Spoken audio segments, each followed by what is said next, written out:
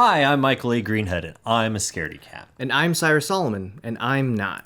And this is Scaredy Cat Film Club, a show where we watch scary movies and talk about them. What are we watching tonight, Cyrus? We are watching The Evil Dead, the 1981 Evil Dead. Is it The Evil Dead? Yeah, it's The Evil Dead. Oh, I always just thought it was Evil Dead. Okay. There's a remake that is Evil Dead, but the original is The Evil Dead. So wait, is Evil Dead 2? Evil Dead 2 is Evil Dead 2. So, and then there's a remake. Yeah. Okay. So, okay. All right. Fucking film titles, There's dude. The Evil Dead. That's the first one, the 1981. Uh-huh. There's Evil Dead 2, which is a remake of The Evil Dead. Okay. And then there's Evil Dead, which is a remake. Of the original, Yeah. well, right. A remake. Okay, sure. Yeah. Yeah, I think I knew that. I think I knew that the second one was kind of just a better attempt, or like a more funded attempt. right. Okay, yeah, a more funded attempt. A more funded attempt. Yeah, that's kind of I can relate to that because as you know, I made a movie, very bad. It's a very bad movie. We're talking about Poker Night? Yeah, Poker Night. Poker Night. I made a movie. Look it up on YouTube. It's not on YouTube. Pretty sure it's not on YouTube. He took it down. I did. Because he would get canceled. There's some stuff in there that's not good. It aged very poorly. We were very young. It was like 19. It was 20 years ago. Yeah, it was like actually, yeah, it was literally 20 years ago. Jesus Christ. Well, 19 years ago, but whatever. Well, no, because I made it in the summer of 2005. Oh yeah, 20 years ago. Poker Night 2 was 19 years ago. Yes. Okay. But yeah, and that was sort of a similar situation because I made the first one. It was kind of the first movie I ever made. I mean, I made other stuff before that, but it was like my first real attempt at making anything, and we didn't have I don't know. God, I don't know why I opened this can of worms. We didn't have a script. I just had an outline, and I just had an improv, and that's honestly where a lot of the problematic shit came from because there's a bunch of teenage boys. Yeah. In the mid 2000s. In the mid 2000s, with no self awareness and very much I think our guiding principle was from South Park, which was just basically like, oh, well, if you make fun of everyone, it's okay. Not really understanding the nuances of satire. Yeah. Anyways, but yeah, so we made that, and then I was kind of disappointed in it. Because I was like, I can do better than this, right? I can do better than this. And so then the next summer, I wrote a script. It's funny because both of these also, by the way, are feature length. I think they're both around an hour and a half. And you shot them with a home camcorder. I shot them on a home camcorder on mini DV tapes. But your point is you made a Poker Night 2. I made a Poker Night 2, which wasn't a remake, but it was technically a sequel, but it was also kind of me attempting to do a better version of the first one. So it wasn't technically it wasn't technically a remake, it was a sequel, but it very much treaded the same territory, and it was me attempting to do better, which I think I did do better. Still some stuff in there that I'm not proud of at all, though it's not nearly as bad, I think. Haven't watched it in a while. But anyways. I probably watched it more recently. Oh, Jesus. I've watched it within the last 10 years, I'll say that much. Okay, yeah, you probably have watched it more recently. I mean, Poker Night 2, to me, is like one of The Rooms. Sure. As in, like, I've seen The Room so many times. Well, I've watched Poker Night 2 a good amount because there's some funny stuff in there. There's some funny stuff in there. Intentional and unintentional. Yes, definitely. Yes. We should talk about Evil Dead. Sure. Well, no, it relates because the reason I was going to say that is because I know that, and I know you usually ask me this first, but I'll get ahead of you a little bit. You normally ask me, like, what do I know about it? I know it was like a student film.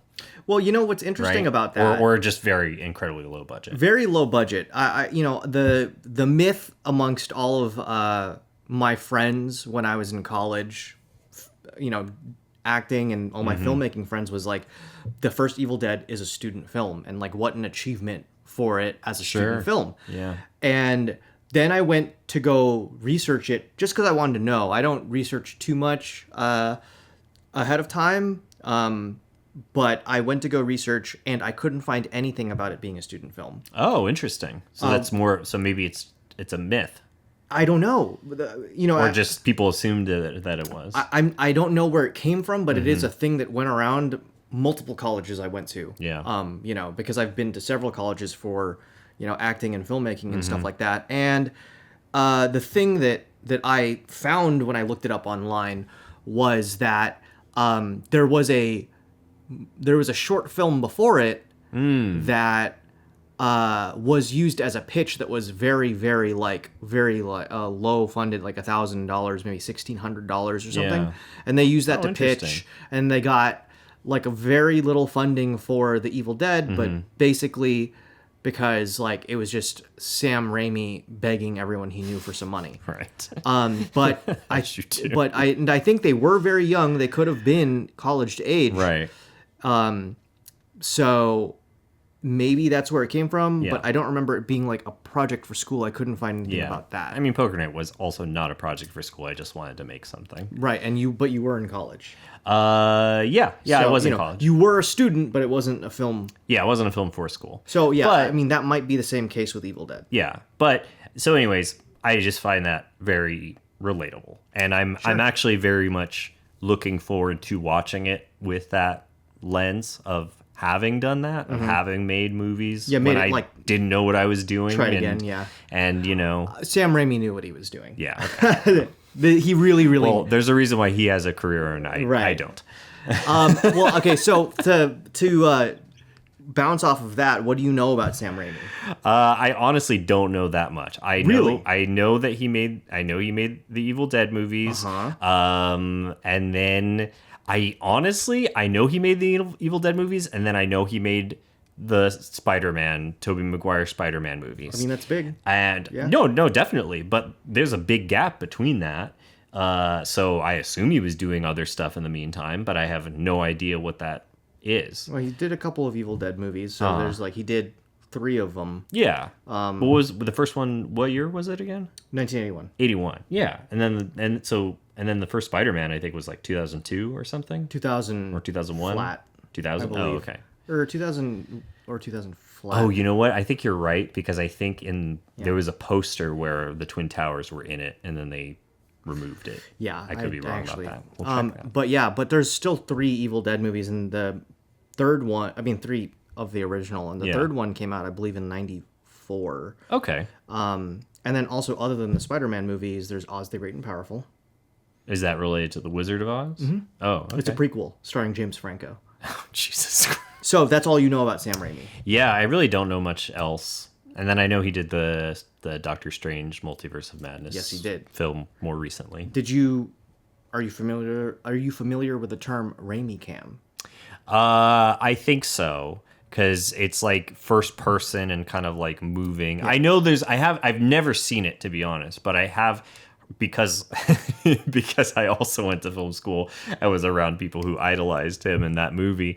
I heard people talk about that shot a lot. Yeah. And I know there's some shot in Evil Dead where like it's first person, it like moves through. I mean, the thing about that is, an area. If you rewatch Spider-Man, it happens in Spider-Man. If you watch Multiverse of Madness, it happens in Multiverse of Madness. Yeah. It's a thing that he does. Yeah. That he's known for. Yeah. Okay.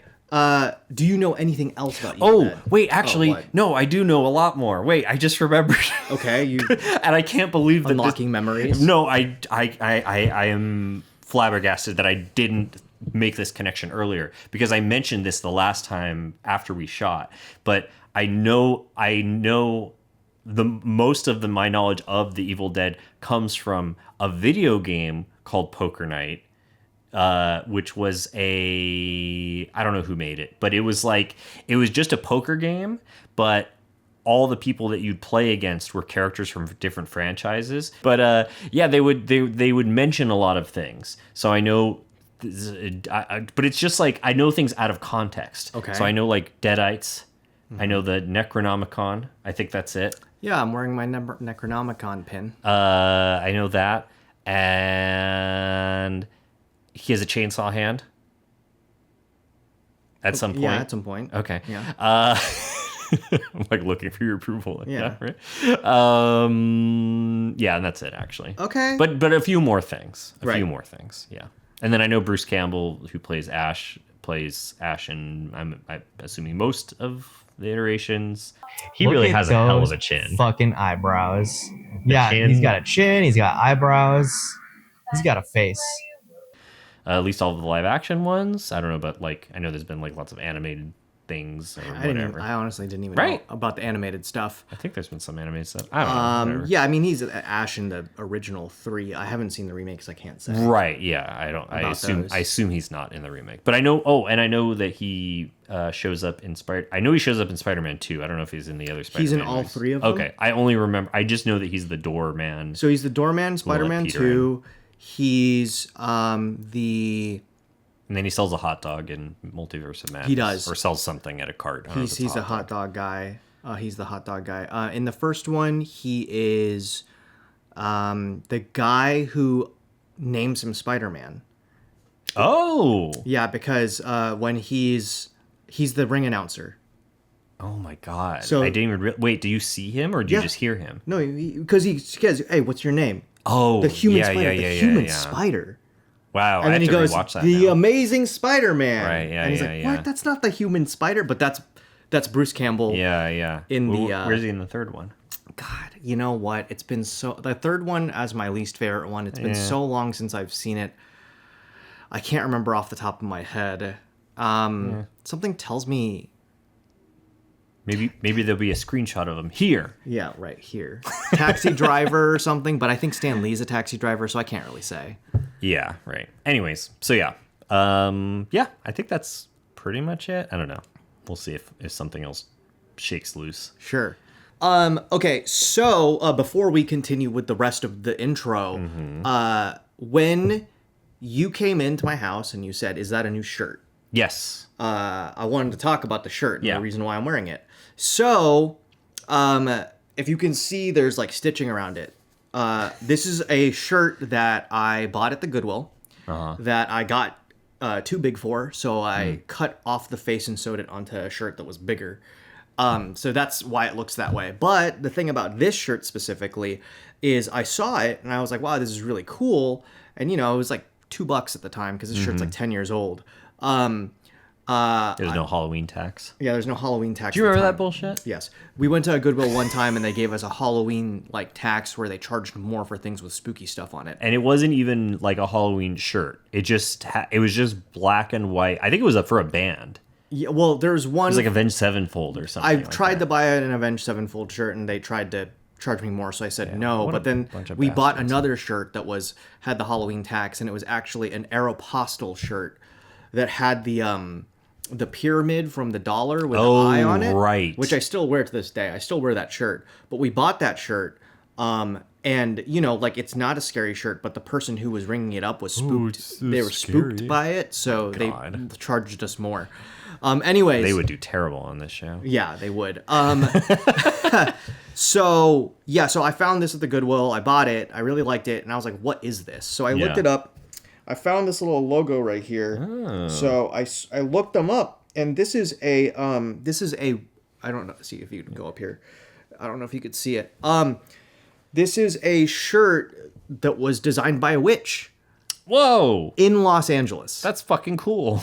I found their Wow, website. what a fucking find. And I found their designs. I thought they're really cool. They still make stuff? I couldn't find anything else. Just this shirt? Yeah, their website was so old. Oh, And it was like a very old website that it looked like Angel Fire or something or GeoCities, and I couldn't find a social media, no Instagram, no TikTok, no Twitter. I don't even think there was Twitter or I don't even think there was a TikTok at the time I bought this shirt. Yeah. But I liked it a lot, and I know when I wear it, some witch in LA designed this Yeah. and sold it, and then it ended up at a Goodwill and I bought it. Very And fitting. I know that maybe it's not exactly the same, but I thought this is a movie with a Necronomicon. Yeah. You know, right? And my Necronomicon pin designed by our pal Necronomatoons. Ooh. So if you check them out, they have cute, spooky stuff. Necronomatoons. That's where I got this pin from.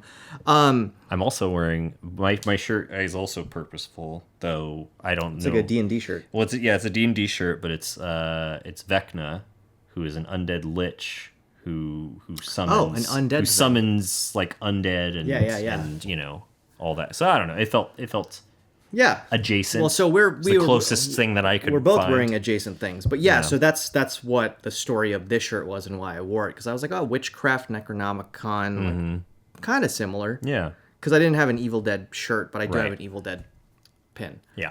All right, so now that I've gotten that and explained that out of the way, 1 to 10, how scared are you? Okay. I was trying to remember for Night of the Living Dead. You put like a 2, I think. I said a 2. It was like it was either 2 or 3. I can't remember. Okay. I'm gonna say a 4 to hedge my bets. Okay. But I am expecting it to be closer to a 3. But you know, we'll see.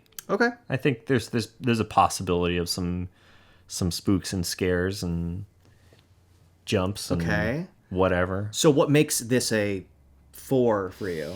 I think, I don't know. I mean, I guess I'm expecting it.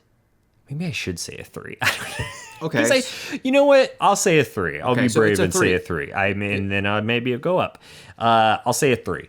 I'm going to say a 3 just because I expect it to be a little scarier than like Night of the Living Dead, but I still don't expect it to be that scary. And you know, it is the first one, so perhaps this will be a little more grounded, but who knows? I know that the Evil Dead franchise has the reputation of being kind of more campy, like based on other stuff that I've seen, you know, that Poker Night game, but you know, like Ash appearing in comic books and you know, like, oh, that's another thing I know, groovy. I don't. I just know that that's a thing. That's a line. That's like iconic from it. So because of that, and especially after seeing how campy Nightmare was. See, now I'm starting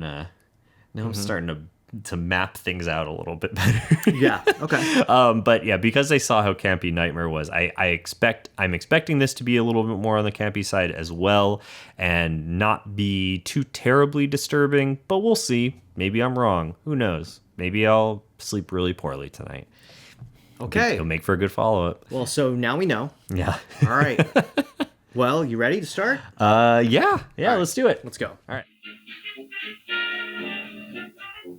Huh.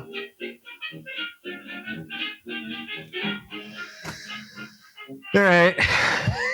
We just finished The Evil Dead, and you seem to have had a lot of reactions to it. So, Don't. Why? You know. Oh.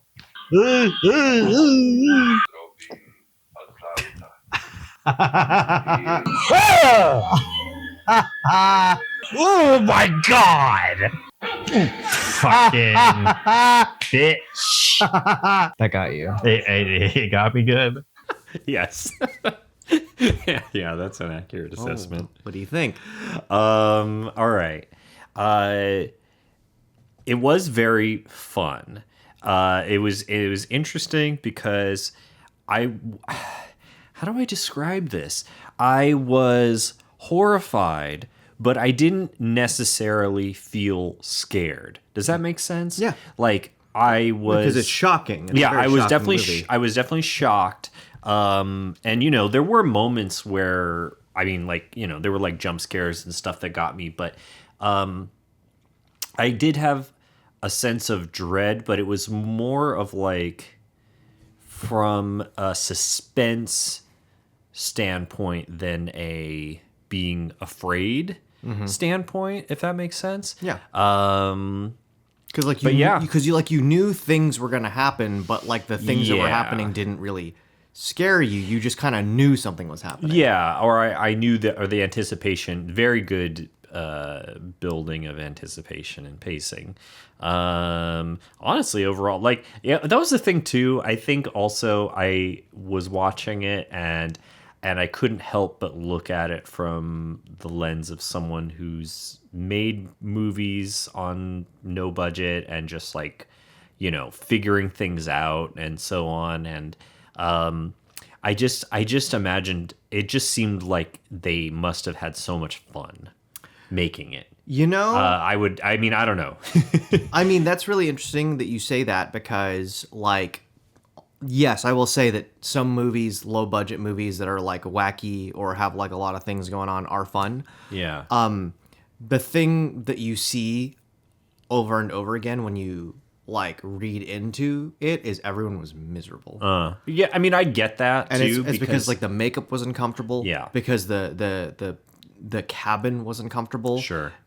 Because like, you know, I guess it was like cold as shit. And they actually stayed in the cabin. I was just about to ask. I Yeah. was like, I bet they stayed there. Yeah, too. they stayed in the cabin. So like, and like shuffling gear around. So like, you know, all the makeup and like, and the weather conditions and the cabin itself. So I think a lot of people were really miserable, and I think people got sick. Oh, okay. So Well, that's interesting. I mean, well, maybe at least Rami was having fun because you know, Yeah. it just. I mean, it's a fun movie. Yeah, well, it is a fun movie, but also just like the choices of so many things, like the way things were shot.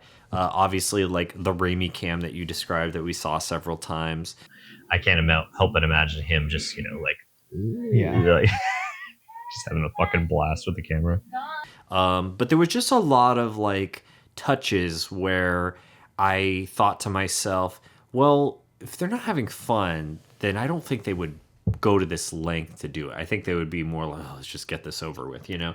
But to like do, like, I'm trying to remember. I think there was a shot where it was like upside down. It started like upside down or like they went around him in some way. I don't remember. Oh, is it the one where it's from like the ceiling and then you could see the beams above his head? Yeah. And every time he passes a beam, there's a sound. Like yeah, but there's also another one like very close after that where it goes like around over him as he's like that's what I was coming talking back about. out from the cellar. Yeah. When he's coming back out from the cellar and like the clock is like going super going fast. nuts, yeah. And then like the camera goes like over him. Yeah, as exactly. Yeah. Exactly. Yeah, so stuff like that. Like, I mean, you know, obviously, I don't know. Like, not to say that you can't be miserable with doing stuff like that, but I don't know. Like, to me, and with my experience in making movies, when you do really fun stuff like that, like, I imagine it's like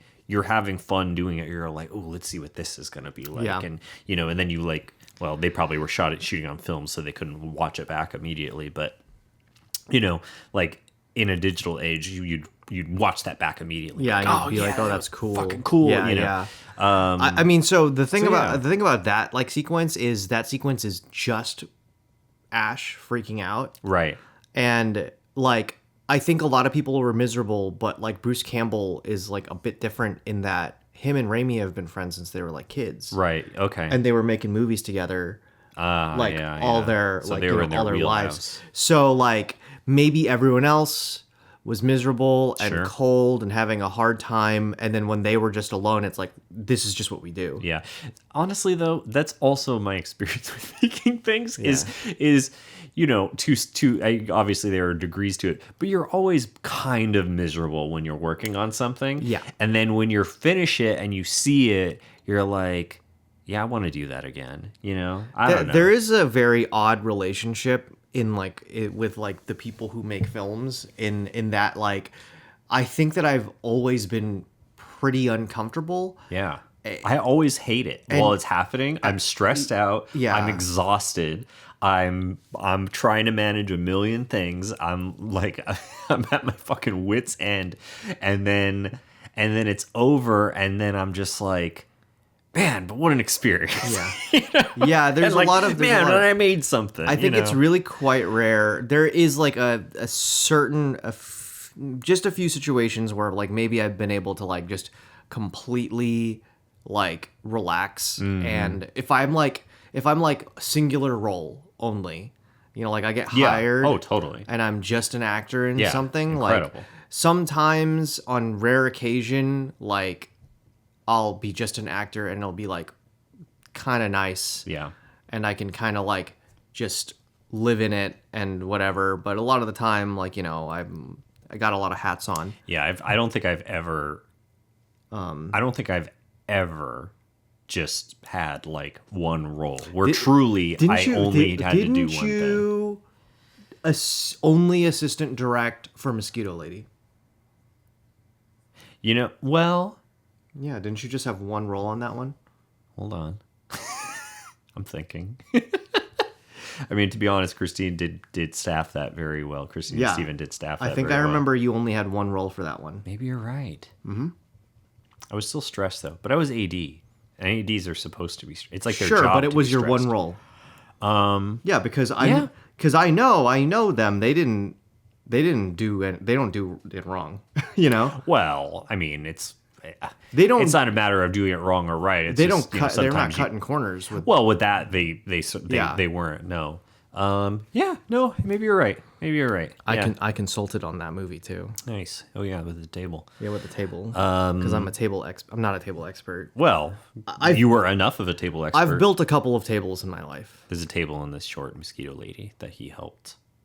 Concept. I didn't do anything. consult on. I consulted on it. But yeah. Anyways.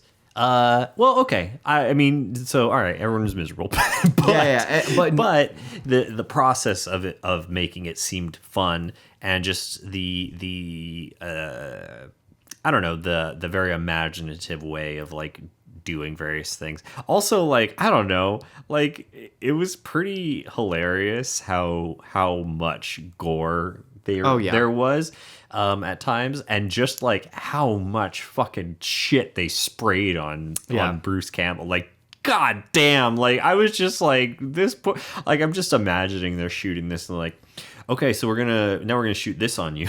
Yeah. Now we're gonna spray you with this crap. Oh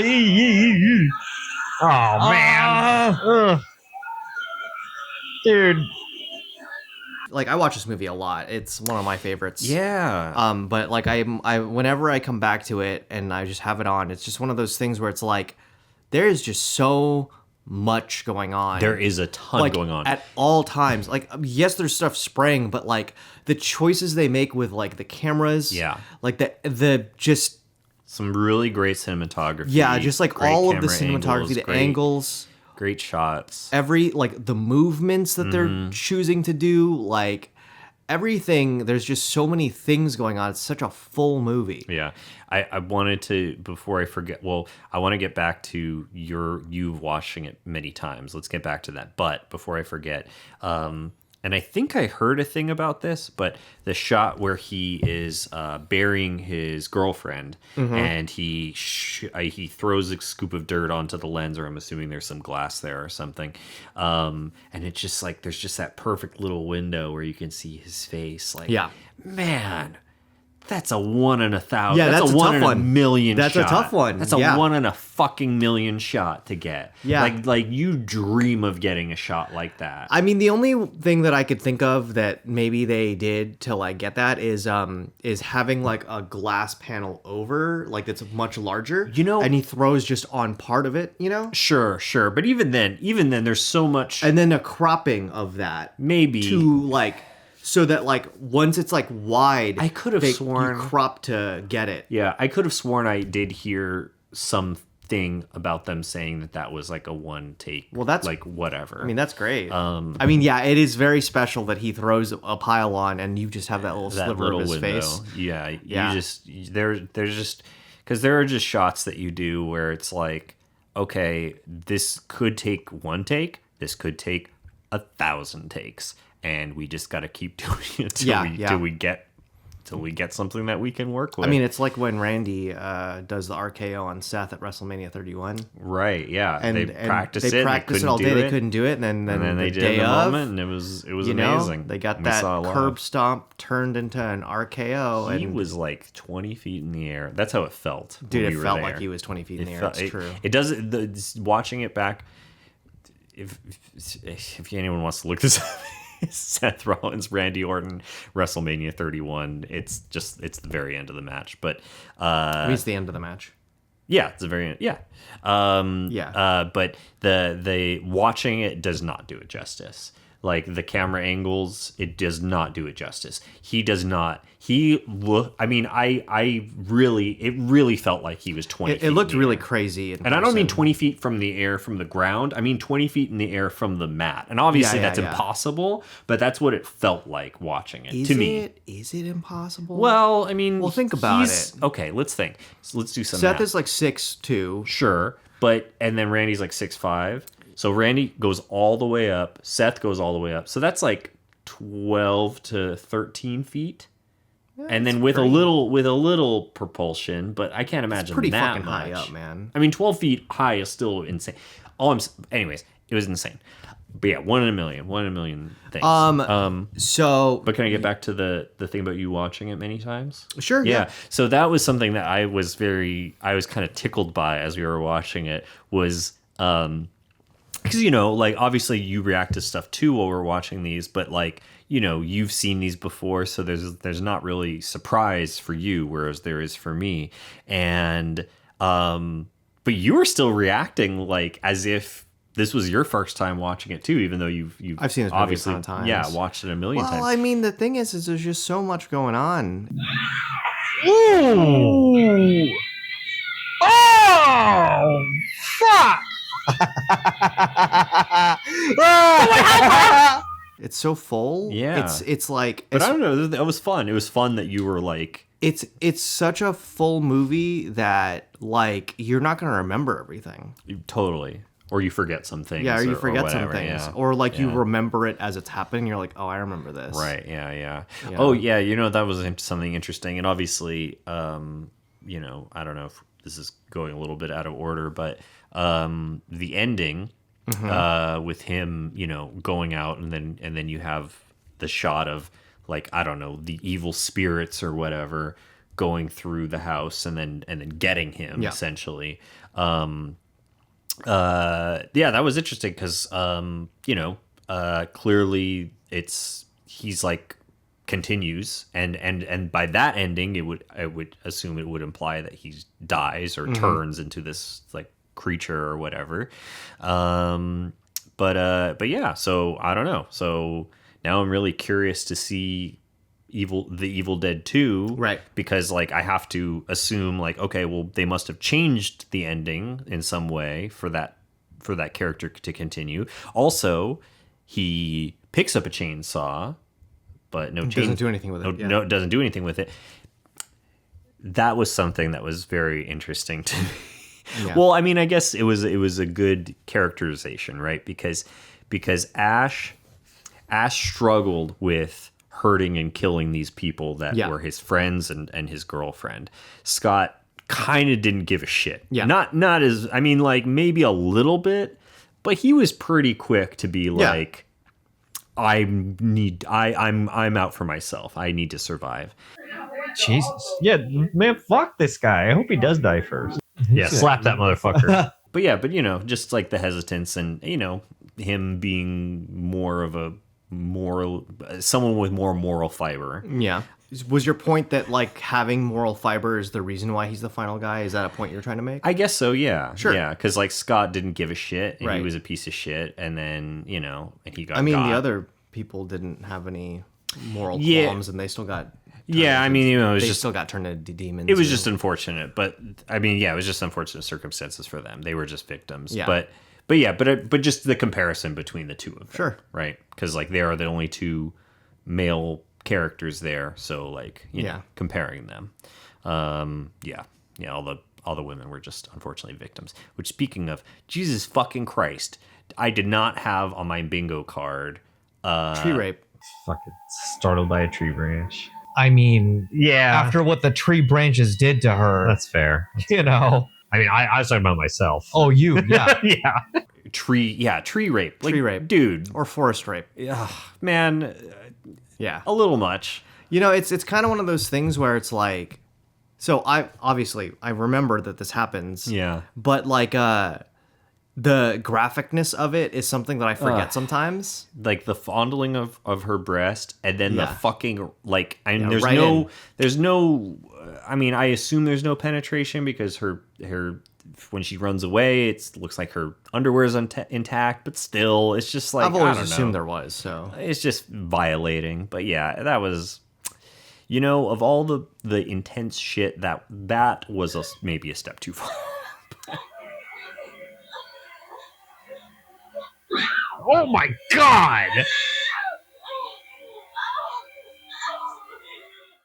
I don't know. I don't know what that added, other than just it added pure shock. It value. added you feeling very uncomfortable. Yeah, but I don't know. Anyways, I guess that may be my only complaint because they did a good job of foreshadowing events, right? Okay. And even though sometimes it was a little ham-fisted, like danger, bridge, dangerous, you know. Dangerous bridge?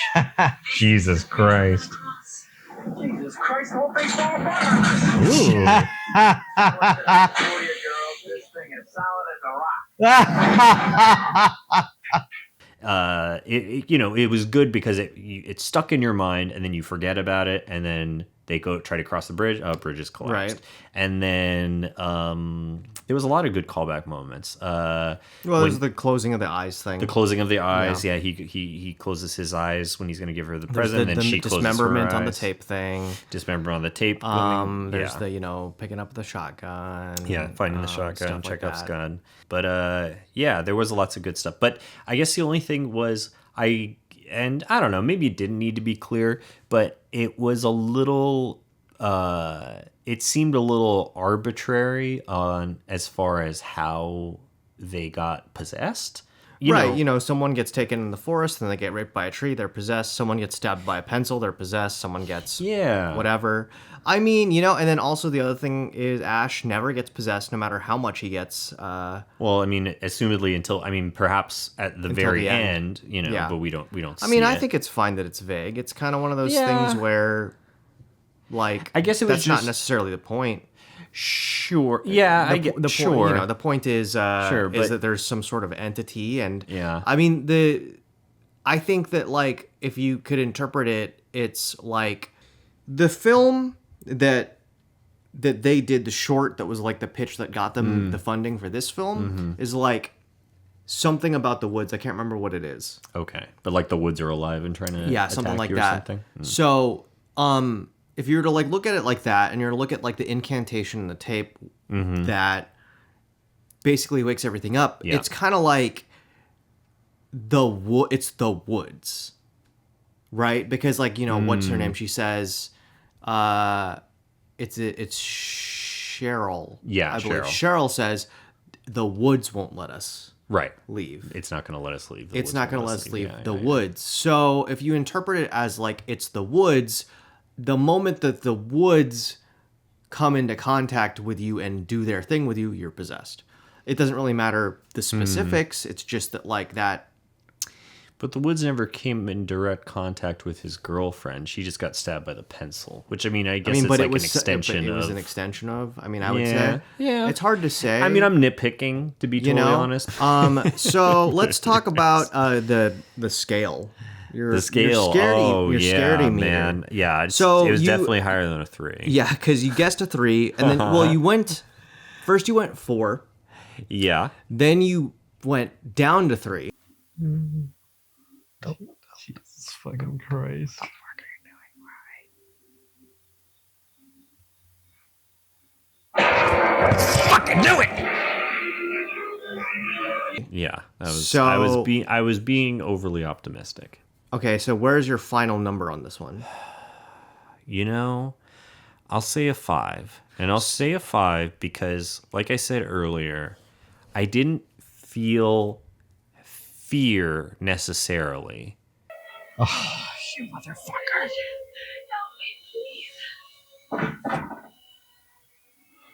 Uh-oh.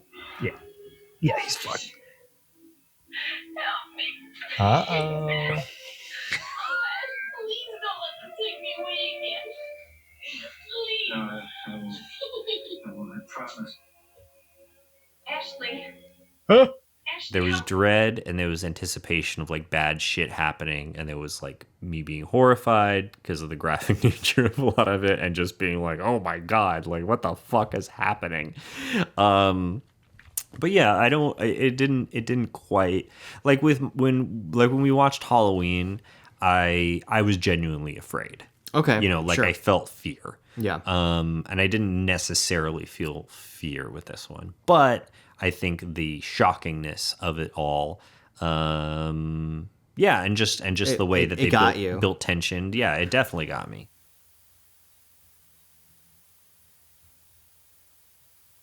Dude, what the fuck are you doing? Are you fucking stupid? Come on, man. Yo, come on, man.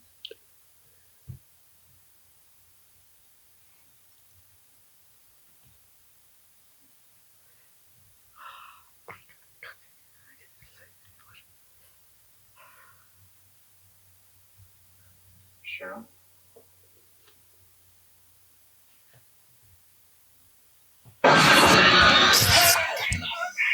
So yeah, I'll say a 5. This is probably, I think this is the first one that we watched where my expectation was lower. Yeah, was lower than what you got. It.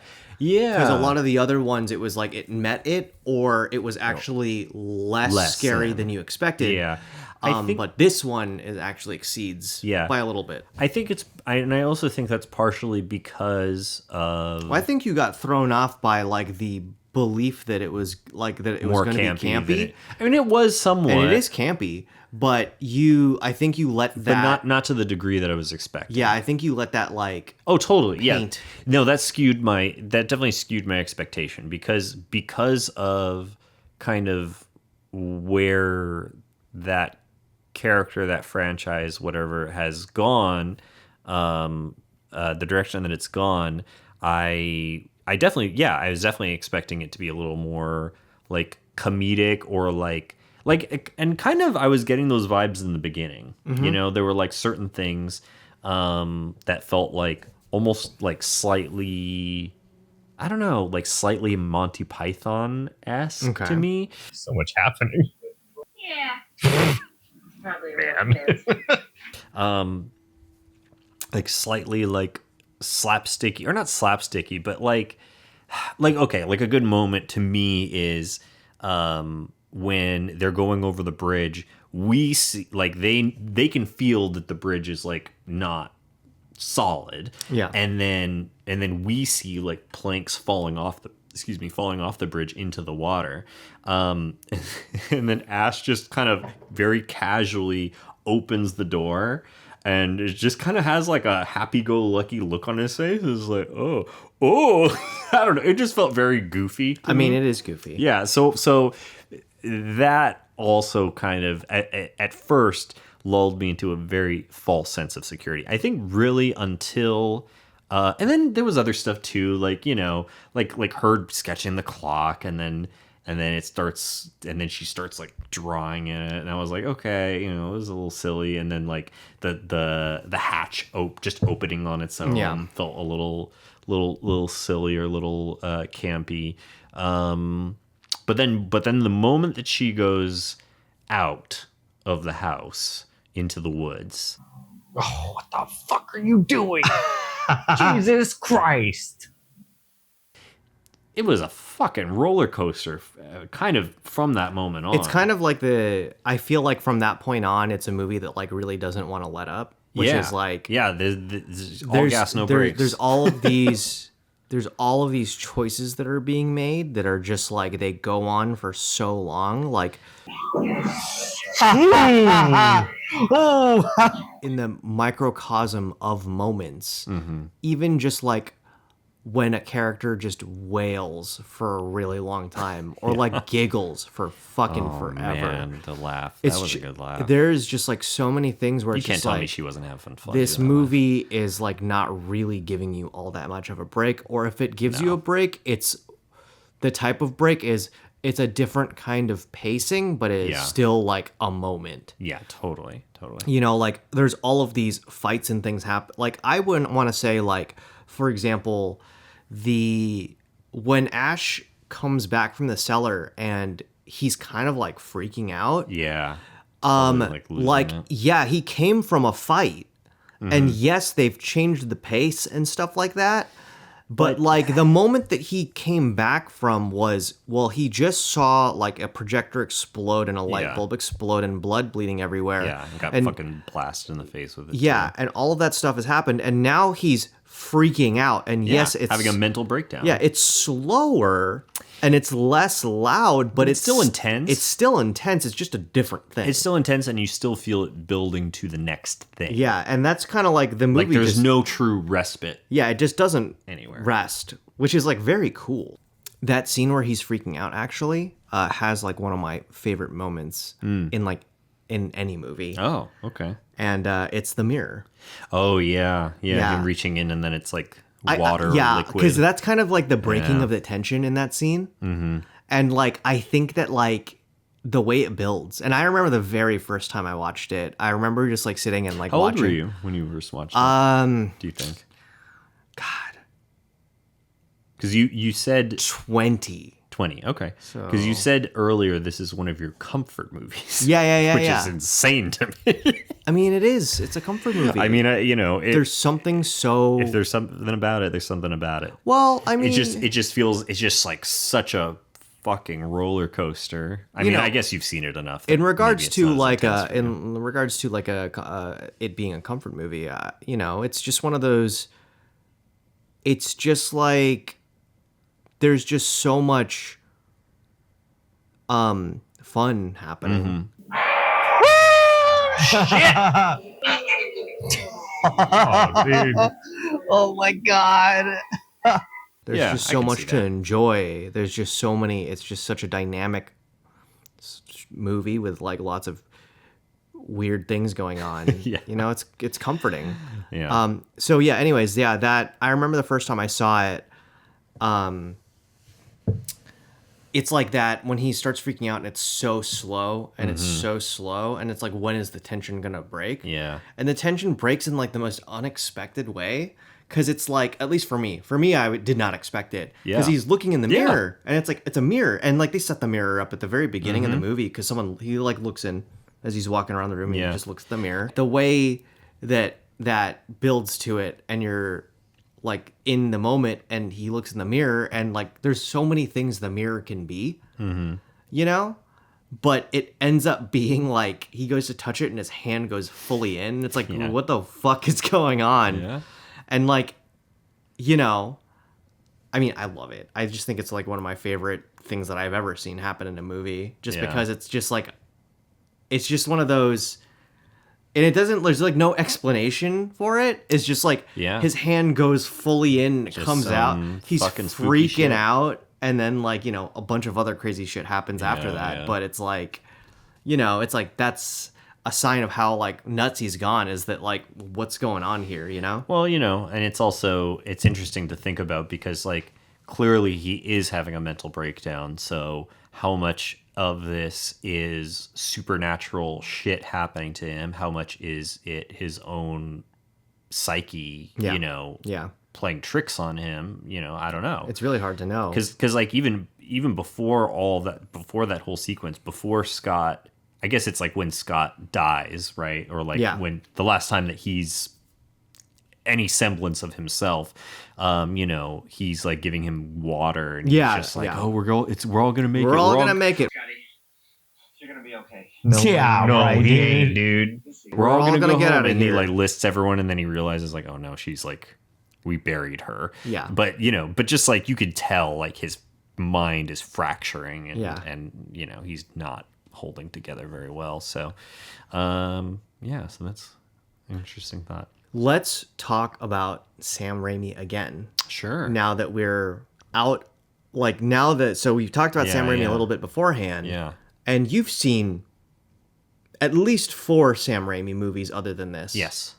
So, do you see the influence? Oh, totally. Yeah. Totally. I mean, I think the places that I see it the most are, well, I guess there's a couple moments. I'm trying to think back of the other movies. It's harder to think of anything in Spider-Man 3, but Spider-Man 1 and 2, like there's a moment where I think Green like I don't know. I don't remember exactly the sequence, but I think something with Green Goblin, and then they do like a transition, and there's like a skull on the screen for a second.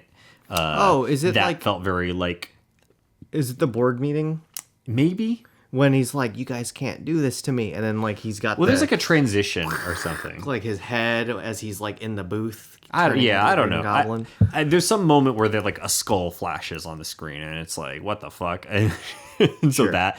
But I think the bigger one for sure is in the second Spider-Man movie where Doc Ock has, like they tried to do the experiment, it went wrong. Doc Ock is Octavius is unconscious. They're gonna try to saw off these metal arms from him, and then the metal arms will come to life and they start killing everyone. And like the woman like scratching the nails, which Ash scratches scratches his nails into the wood, and she scratches the nails into the like fucking cement floor or whatever it was. And just like the various shots there, like the first person shot of like the one of the claws or whatever going after someone. All of that definitely. And then in Multiverse, obviously, I mean, there's a lot. there's a lot, Multiverse of Madness is such a Sam Raimi movie. Yeah. The undead, Doctor Strange, the sequence where Scarlet Witch is like killing a bunch of people and she's like chasing after them and stuff. Totally. There's a mirror sequence in Multiverse of Madness that reminds me of the mirror sequence in Evil Dead, but it's a little more complex because like I believe it's when she's trying to get to everyone in the temple. Okay. And like the way she is able to communicate is like I think she like gets through a mirror.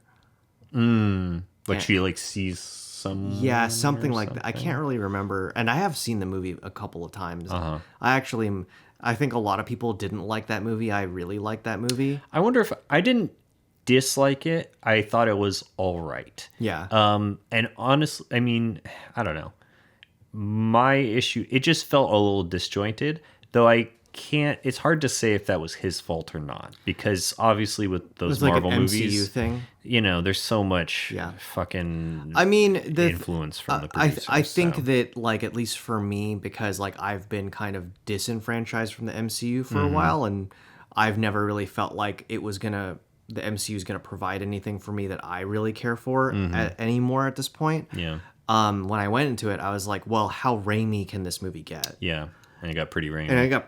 And I was like, this is fucking sweet. Yeah, I kind of want to rewatch it now. Yeah, I mean, especially. Honestly, I think that you appreciation. might get an even better appreciation after watching the other Evil Dead movies. Okay, so the Evil Dead 2, and then and Army 3, of Darkness. which is Army of Darkness. Actually, so that leads into the next thing. Yeah, I'll ask you, and then we'll backtrack. Would you watch the other movies? Yeah, I would. I think, if anything, I think those would be maybe even up my alley even more. I don't know. I think so. Especially the what I understand of Army of Darkness, like that seems like very much something I'd be interested I think you would really like Army of Darkness. So and then I'm also very interested in seeing. Well, but it's interesting because it's called Evil Dead 2, right? It's called Evil Dead 2, but it is absolutely a remake of the first Evil Dead movie. So, maybe you don't want to answer this because we should just watch it at some point, but do they reconcile the fact that the first one happened, or is it just like kind of a retelling? It's a retelling. Okay, interesting. It's a remake. It's just interesting that they. Yeah, it is very interesting that he calls it. I think the reason why he called it as a sequel. I think the reason why he called it a sequel was mostly because Evil Dead, the first one, actually had a pretty good commercial success. Okay, so he was trying to bring people in. Yeah, because that's the thing. Which makes sense. It was already pretty known. Like even like for example, when it came out and it was experiencing its success, like Stephen King, for example, was saying stuff in media about how much he liked it and stuff like that. And like cool. it was it had got, I think it was Miramax, maybe. So like it got funded. That distributed it. Yeah, it got funded independently, but it got picked up. So it went to Cannes. Oh, wow. So, you know, it got its own like little release. Yeah. It caught fire. It went to Cannes. It got picked up. It got distributed. It had a lot of success because people really liked it. Oh yeah. Like, and you know, Stephen King and whatever. So when time came for a second one, like it was kind of like, I think maybe Rami just wanted to give it another crack of the same movie. But like he couldn't just say, I'm doing Evil Dead again. Yeah. Especially because it just came out so shortly after. That's what I was gonna say. When did Evil Dead 2 come out? I don't remember the year. I would like to guess maybe 86. Maybe I look it up. No, we're gonna find out later. Okay. We're gonna find. This is the year. I don't know. I'm gonna guess 86. Am I right? Who knows? Okay. Because I know Army of Darkness came out like 94. Hopefully, I'm right about that too. Okay. Anyways, but I would just think that like maybe so soon after the concept of a remake. Yeah. Is would not have been very bizarre. It's not like remakes are kind of what's happening now. Well, yeah, but even then, it's when a remake happens now, it's like totally new creative team, totally new director. You know, it's not like, honestly, like this is the only thing that I can think of where it's like a remake by the same director with the same principal actor. I don't know about the other actors, but the same principal actor, same lead. And but also such a short time, so soon after. Yeah, that's like, the thing. You know, because like you think about like, I mean, you know, you think about like Superman Returns to like Man of Steel to, you know, the current iteration that's coming out. Big jumps. Or will have come out by the time. But those aren't even remakes. Those are different movies. Well, sure. Yeah. Totally. But like but just like a reboot, like something. Those are reboots. When I say a remake. Yeah, you're right. When I say a remake, like. It's like Psycho original and then Psycho. Yes. The remake. Yeah. You know, like if there's like I'm trying to think about like a movie that was remade. Like the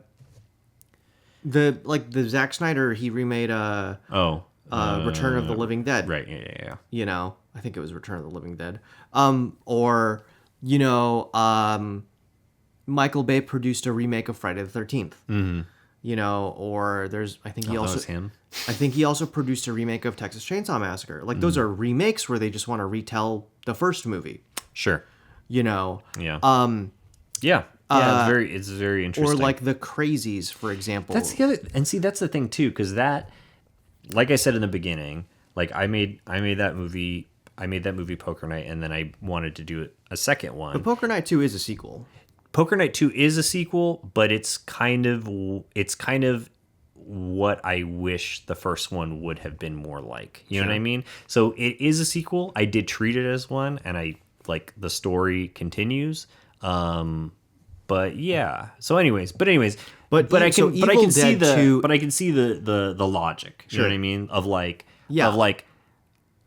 if only I had a little more budget and I could have done things exactly the way I would have wanted to, then this is what I would have done. And then him being like, well, fuck it, why not? I don't know. So he does Evil Dead 2. Yeah. It is a remake of Evil Dead, the Evil Dead. Like it is. That's all I can really say. Like it's not. Yeah. But it is different. Right. Yeah. It's something. Which is interesting. Like it's the same, but it's different because it's like just a different kind of movie. Yeah. See, here's the thing. We won't do this, but there's such a temptation for me for us to do, you know, once we do the initial 12 movies that we want to do for like the second season of this, for us to just do sequels. You know? It's not going to be that. There's not going to be that, but there is a temptation for that because it is very intriguing to me to see a lot of the follow-ups to these movies. I will say this more than any, I feel like warrants like a double feature. Because it's a remake. Mm-hmm. You know, as opposed to a sequel. You know? Because it's like then you can really see where the differences are between the two. Back to back. And I know the differences as somebody who's seen both of them multiple times. But like, you know, I think it's fun to like compare them because, you know, as somebody who has seen them, as I'm watching the first one, I'm like, oh, I remember this moment and how it was different in the second one. Oh, I remember this moment and how it was different in the second one. And like that happens, like that goes on in my mind. But like so the reason why I went to will you watch any of them, which, I guess you said, yeah, you would. Totally. When you say, oh, I want to rewatch Multiverse of Madness to see if I would have a different perspective, I feel like your perspective would really be painted by watching the other two because there's so much more of the other Evil Dead movies in Multiverse of Madness. Right. Yeah, that I still wouldn't get. Yeah, I just really feel like, oh yeah, this feels a lot like Sam Raimi. And that's why I liked it so much. And I think that, it's only there if you know it's there. Right. If you don't know it's there, it's just like a thing happening. Another thing in the movie. But if you do know it's there, it's like, that's a Raimi thing. I mean, I remember telling my wife before I went to go see Multiverse of Madness, already, not really thinking I was going to like it all that much or not really knowing if I was going to like it. But I was like, well, I got to see a Raimi movie, when I get a chance to. My bar was so low, and I said, and I didn't watch. I also don't watch trailers for movies I know I'm gonna watch, so I don't like to get spoilers. And I actually used to work marketing research for movie trailers, and seeing like how trailers get put together, really makes me not want to see them.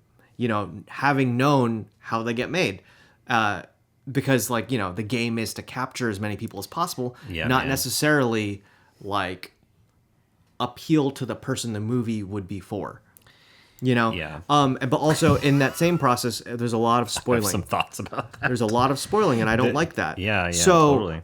So I never watched the trailer for it, and I remember telling my wife, as long as I get a zombie Doctor Strange, I think I'm gonna be happy. And lo and behold, and I did not know that was gonna happen. I swear I didn't know it was gonna happen, but like I was like coming up with the wildest thing I could think of. Yeah. And I was like, this will never happen. This won't happen, but if they give me zombies, because I know it's a multiverse. Right. If one of the Stranges is a zombie, I'm going to come out of this so fucking happy. Yeah, totally. And I got it, but I got a bunch of other things that I liked. I got a bunch of Raimi-esque characterizations. I got Shumo Gorath, but not named Shumo Gorath because of copyright issues. I got Wait, who is that? What is that? Shumo Gorath is the tentacle creature with the one eye. Oh, okay. You played Marvel vs. Capcom 2. Yeah. Shumo I just don't remember. Well, I now I know what you're talking about. Yeah. Yeah. So it was in the very beginning of the movie. Oh, sure. Yeah. And I was like, oh, I got Shumo Gorath. That's sick. Yeah. And then I got Shumo Gorath getting impaled with a fucking pole or some shit through its goddamn eye, and the eye popping out of its head. And I was like, this is a Marvel movie. This is something that Raimi would do in a movie, but this is a Marvel movie. And I'm like, okay, cool. I'm getting the things that I want out of it, at least. Yes. What are your final thoughts on The Evil Dead? Yes. Let's see. Well, I very much enjoyed it. I enjoyed even though, yes, the gore was over the top, and there was a lot of that's what's good about it. Well, sure, but here, let me finish my thought. You understand where I'm going with this? Even though the gore was over the top, and there were some moments that were a little much for me. Oh, oh, that's so viscous. It still, in a way, felt artful. It still felt like someone who was passionate about the medium of storytelling and of filmmaking, who was having a lot of fun, trying different things, being very experimental, but still, telling a cohesive and interesting and engaging story. And it's not the most complex story in the world by any means, but I was very much engaged the whole way through. And so, I don't know, it was very impressive. And, whether or not it was a student film, which I guess we still have not 100%. Low budget for sure, though. Yeah, low budget for sure. I think the number was 300,000, maybe. Oh, okay. Oh, that's much higher than I actually, expected. That's pretty high for 1981. Yeah, that is actually much higher than I expected you to say. But I mean, I guess honestly, it does make sense. Some of those effects were incredible. The makeup was incredible. Yeah. And so on. But I mean, for perspective, 10 years prior, what is it? Enter the Dragon. Mm-hmm. I think its budget was $700,000. Okay. So that's like 10 years before that, $700,000 for Enter the Dragon, and that was like low budget, or considered low budget. I think it was actually considered pretty good, pretty high budget. Okay. So like they cut it in half, and that's 10 years later. So right. I mean, it's so hard with inflation. It's hard to keep track of these things. But totally. But anyways, but my point being is that it was very impressive. Very impressive, and I get it. I get why it has the following it does. And and I've said this in previous episodes, but it was so interesting to me being in film school and so many people around me. Hi. Oh, okay. Hold on. We gotta get. Hold on. Othello has some thoughts that he needs to. He has some opinions to tell. Okay, Othello. Well, here, let me finish my thought, Othello, and then if you wanna chime in, feel free. Okay. So yeah, being in film school, having so many people around me being such huge horror fans, and me definitely remembering people bringing up Evil Dead as a movie that inspired them and like captured their imagination. Like I get it, and I totally get it from the perspective of someone who is a filmmaker who is still just trying to figure things out and like trying to do the most that they can with what little money they can scrounge up, and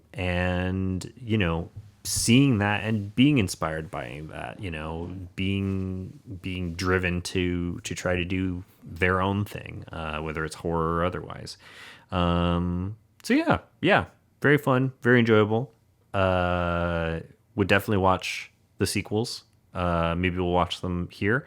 To be honest, there's part of me that wants to watch them like not immediately, but like soon. But maybe we can save it for the show. I love Sam Raimi, and I love Evil Dead, the franchise. So I feel like, if there's ever an exception to watch more of them, I'm okay with it. Cool. So did Othello have any thoughts? He left. I don't know if he did have a thought. Did he whisper something to you? His thoughts were chicken. It's bedtime. He says it's bedtime. That's fair. And I think it's our bedtime too. Okay. So yeah, it is our bedtime. It's my bedtime. I think. What time is it? I'm usually in bed an hour ago. So two things. Yes. Outside of Evil Dead, two things. Next time. Yes. Candyman. Yeah, I'm fucked, dude. I'm so fucked. There's been a nice little cushion these last two episodes, and then I feel like we're heading into some real shit that I'm going to have a hard time with. But we'll see. We'll see. I love Candyman.